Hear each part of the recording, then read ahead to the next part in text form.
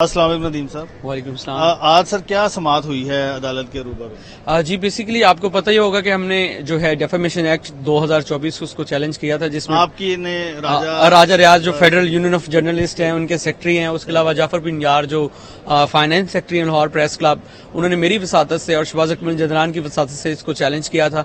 تو اس ایکٹ میں ہم نے بیسیکلی 4 جو بیسک پوائنٹس تھے، اگر ہم ان کو کیٹیگرائز کریں تو وہ یہ تھا کہ سب سے پہلے یہ انفرنج کرتا ہے principle of independence of judiciary کو. اگر آپ اجازت دیں تو پہلے راجہ صاحب سے بات کر لوں کیونکہ یہ پٹیشنر جی جی بالکل. راجہ صاحب، کیا آپ نے اس میں موقف اختیار کیا تھا اس پٹیشن میں؟ یہ جب یہ بل آیا تھا تو ہم نے اس کو دیکھا تو ہم نے اس کے اندر جب اس کا جائزہ لیا تو ہمیں یہ نظر آیا کہ یہ نہ صرف آزادی صحافت پر ایک قدغن ہے بلکہ ایک آزاد شہری کے جو بنیادی حقوق آئین میں دیے گئے ہیں ان پر بھی یہ قدغن لگا رہا ہے، اور اس کے نتیجے میں نہ صرف یہ ورکرز کے لیے ایک مشکل قانون بن رہا ہے بلکہ اس کے اندر اخباری مالکان یا جو بھی آلریڈی پہلے سے قوانین کے موجود دو قوانین آلریڈی موجود ہے، اس پر 2 قوانین موجود ہے، اس تیسرے کی ضرورت نہیں تھی. تو ہم نے اس کو پڑھنے کے بعد ہم نے اس قانون کو دیکھا تو ہم نے اس گورنمنٹ کو یہ کہا کہ بھائی یہ آپ بل لے کر آ رہے ہیں یہ بنیادی حقوق کے خلاف ہے، جس پر انہوں نے لاہور پریس کلب کے تحت تمام تنظیموں کو بلایا اور ان کے ساتھ ایک میٹنگ کی.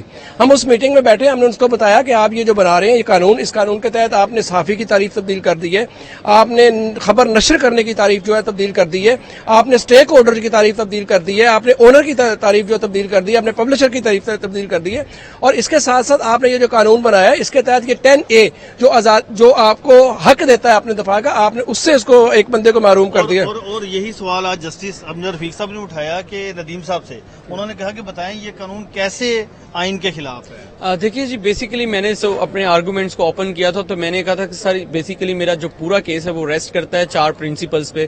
4 وائلیشنز ہیں کانسٹیٹیوشن کی بیسکس، جن میں آپ سب سے پہلے اگر ہم ذکر کریں تو سب سے پہلے جو سب سے امپورٹنٹ ہے وہ ہے انڈیپینڈنس آف جوڈیشری. یہ اس فیچر کو جو سیلنٹ فیچر ہے کانسٹیٹیوشن کا اس کو وائلیٹ کر رہا ہے. اس کے بعد جو ہے ڈیو پروسیس، جی سیکشن 8 جو ہے ٹرائبیونل کی جو ہے تشکیل، اس کو بیسیکلی میں نے حوالہ دیا کہ ٹربیونل کی تشکیل میں جو ایگزیکٹو ہے ان کا بہت زیادہ عمل دخل ہے، مداخلت ہے، جس سے جوڈیشری ہے وہ انڈیپینڈنٹ نہیں رہ سکتی. اور اس میں ایک طریقہ کار بیان کیا گیا ہے کہ لاہور ہائی کورٹ کا جو چیف جسٹس ہے وہ 3 نام بھیجے گا، اور ان 3 ناموں میں سے اگر حکومت کو کوئی پسند نہیں آیا تو وہ ریکمینڈیشنز واپس بھیج سکتی ہیں.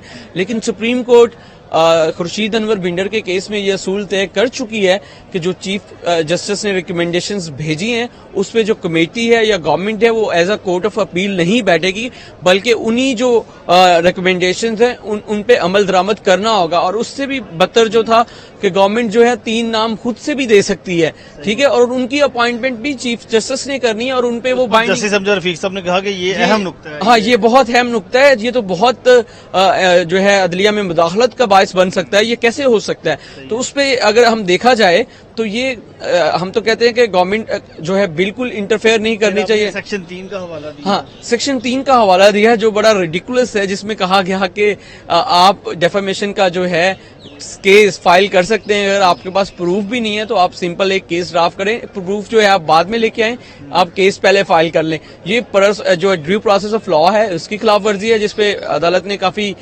وہ حیرانگی کا اظہار بھی کیا کہ یہ کیسے ہو سکتا ہے.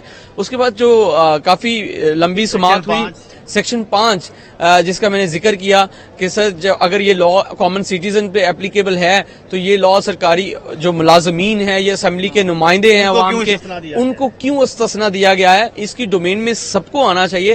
یہ بیسیکلی آرٹیکل 25 جس کو ہم ایکویلٹی کلاس کہتے ہیں اس کی خلاف ورزی ہے، جس پہ جو ہے جج صاحب نے اس پوائنٹ کو بھی نوٹ کر لیا. اس کے بعد جو سماعت کے اختتام پہ تھا میں نے ایک درخواست کی کہ سر اس الیکشن، لیکن اختتام سے پہلے جو ایڈیشنل ایڈوکیٹ جنرل تھے جواد یعقوب صاحب، انہوں نے اس پٹیشن کی مخالفت کی. جی انہوں نے بڑی سختی سے اس بات کی جو ہے مخالفت کی اور ایک کلیئر مائنڈ کے ساتھ نہیں آئے تھے. انہوں نے ٹربیونل کی تشکیل کو کسی حد تک جسٹیفائی کرنے کی کوشش کی لیکن وہ جسٹیفائی کر نہیں پائے اور نہ ہی وہ ہو سکتی تھی. میں راجہ صاحب سے سوال کروں، راجہ صاحب کیا وجہ ہے کیوں حکومت صحافیوں کی آواز دبانے پر تلی ہوئی ہے؟ نہیں کوئی بھی حکومت ہو، اس میں آپ کو صرف مسلم لیگ نوز کی گورنمنٹ نہیں ہے. صحافی ہمیشہ سے ہر حکومت کے جو ہے نا کھٹک ہے. پاکستان پیپلز پارلیمنٹ एक वाहिद गवर्नमेंट जिसमें थोड़ा सा रिलीफ होता है।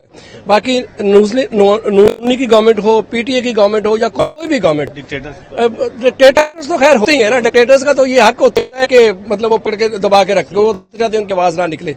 लेकिन ये जो जमातें दावा करती हैं अपनी जमहूरियत का और बड़ा ये, और यही साफी होते हैं जब ये हम ये ओपोजिशन में होते हैं तो हम इनकी आंख का तारा होते हैं, हम इनके सबसे ज्यादा अजीज होते हैं, क्योंकि हम इनकी बात को दूसरों तक पहुंचाते हैं। और वही बात जब इनका कोई मुखालिफ कर रहा होता है, जब ये गवर्नमेंट में होते हैं, वो जब हम लेकर किसी बंदों के साथ जैसे अवामी फोरम पे जाते हैं, किसी जगह पर जाते हैं, तो हम इनको सबसे बुरा लगना शुरू हो जाते हैं। तो हर गवर्नमेंट जो है वो सहाफियों की आवाज को दबाने की कोशिश करती है, और गवर्नमेंट की कोशिश ये होती है कि जो सच है वो अवाम तक ना पहुंचे, और जितनी हद तक किसी की आवाज को दबाया जा सकता है उसको दबाया जाए। और चूंकि सहाफी एक वाहिद फोरम होते हैं, टीवी चैनल्स, आप वेबसाइट्स, जो किसी खबर को अवाम तक पहुंचाती हैं, सच जो है अवाम तक लेकर आती हैं, तो वो सहाफी लेकर आती हैं, तो ये सहाफी को दबाती हैं। अदालत ने क्या इस पर ऑर्डर किया? जी, इस पे जो सबसे बड़ा ऑर्डर वो ये हुआ कि अदालती जो कार्रवाइयां हैं इस ऑर्डिनेंस के नतीजे में तीनों सेक्शन तीनों सेक्शन के हवाले से जो भी कार्रवाई होगी किसी भी फॉरम पे, चाहे वो सिविल के सूट फाइल करते हैं डेफेमेशन एक्ट के तहत या व्हाटएवर कोई भी रेमेडी लेते हैं, उसकी मशरूत इजाजत होगी। वो उस एक्ट की वायरीज से मशरूत कर दिया गया कि इस पिटीशन की अगर वायरीज अपहेल्ड रहती हैं तो फिर जो है वो अमल दरामद होगा इस एक्ट के ऊपर। अगर वायरीज अपहेल्ड नहीं रहती और हम इसको डिक्लेयर कर देते हैं अनकॉन्स्टिट्यूशनल, तो जो भी प्रोसीडिंग्स हुई, जो भी एक्ट्स हुए, जो भी जुर्माने या व्हाटएवर कोई भी चीज होगी उसको क्वैश कर दिया जाएगा। ठीक है। और साथ ही अदालत ने अटॉर्नी जनरल और एडवोकेट जनरल को भी 27A का नोटिस, चूंकि वायरीज हमने चैलेंज की तो 27A का नोटिस जरूरी था, तो वो भी थैंक यू।